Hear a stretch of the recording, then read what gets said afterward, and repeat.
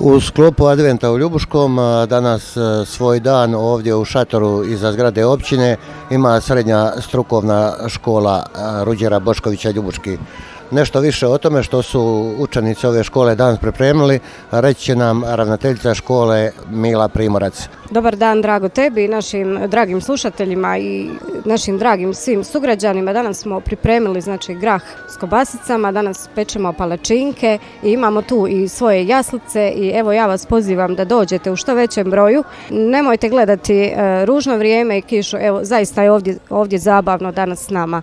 Vidimo, kiša je proteklih dana smanjila broj posjetitelja na sajmu. Evo, trenutno je kiša stala, pa zamolili bi sve naše sugrađane koji su tu da mogu slobodno navrati. Ako i bude malo kiše, tu je šator, neće se stopiti.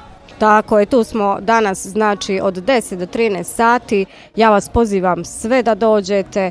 Evo, zaista zabavit ćemo se svi skupa, tako da evo možemo proslaviti ove blagdane, u jednom lijepom ozračju, a evo to će vam omogućiti naša srednja strukovna škola. Naši građani mogu pojesti besplatan grah sa kobasicom, mogu se posle toga zasladiti palačinkama, popiti čašicu vina, sve je to besplatno. Mogu kupiti jaslice koji su napravili učenici vaše škole i naravno izmjeriti tlak i šećer, je li tako, Mile? Tako je, sve ovo, drago što si ti nabrojio, sve je danas tu. Pa evo, molim vas, obucite se toplo, dođite i evo, podržite srednju školu. Mile, hvala ti lijepa. Hvala vama.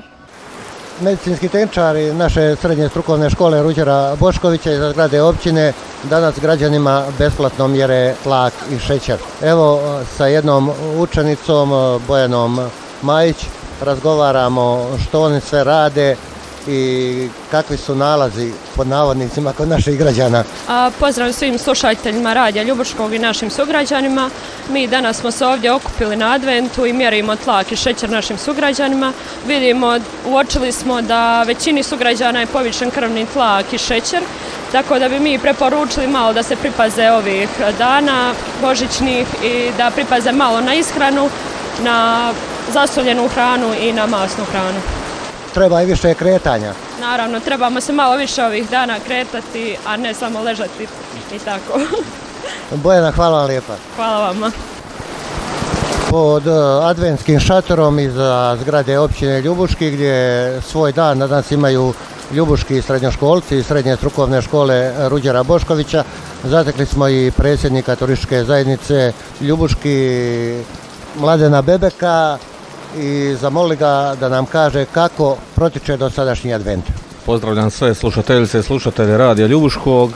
Evo, drago, kao što vidiš, i danas 6. dan adventa, kiša nas uporno prati i ne odustaje, međutim, kao što vidiš i sada, dosta je građana je danas došlo jutros da vidi što nam naši srednjoškolci mogu prezentirati, što su pripremili. Evo, tu su naši kuhari koji su pripremili grah i palačinke za građane, naši medicinari mjere tlak i šećer u krvi, dok vidimo da su stolari pripremili jaslice i evo vidimo da prodaju jaslice koje su jako lijepe i ima interesa građana i zato.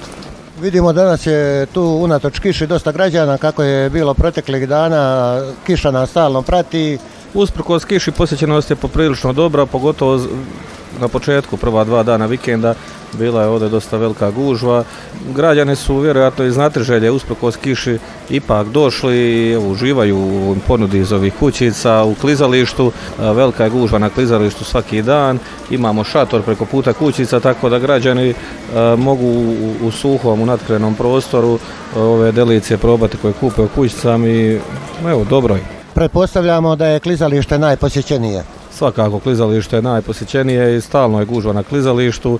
Vidimo da su naši najmlađi željni klizanja, željni leda nečeg novog. Evo, drago nam je da vidimo njihove osmijehe, njihova sretna lica i nek uživaju dalje. Što nas očekuje idućih dana? Vidimo, kiša će i dalje padati, ali vi nastavljate dalje. Što ste pripremili u narednih 5-6 dana? Po prognozama još 3-4 dana nas čeka kiša, iza toga bi trebala zapuhati bura i proljepšati se vrijeme. Sutra imamo likovne radionice od 18 sati u našoj knjižnici, odmah ovdje uz ovaj prostor gdje se advent održava. U subotu i nedjelju imamo jedan glazbeni program uživo poslije paljenja treće adventske svijeće u subotu koju pale župljani, župa Vitina i studenci, i onda opet u nedjelju glazba uživo i izložba likovnih radova naših osnovoškolaca koji su za prošlih mjesec dana pripremali se i jedva čekaju, stalno zovu je li sve spremno za nedjelju, tako da imamo bogat program i do kraja adventa ćemo svaki dan održavati neke događaje. I evo, pozivam sve građane da prate Vizit Ljubuški, stranice i profile na društvenim mrežama gdje će moći više saznati o programu narednih dana. Kako se Božić i Nova godina približavaju i kako vrijeme se bude mijenjalo, nadamo se, posjećenost će sigurno biti i bolja.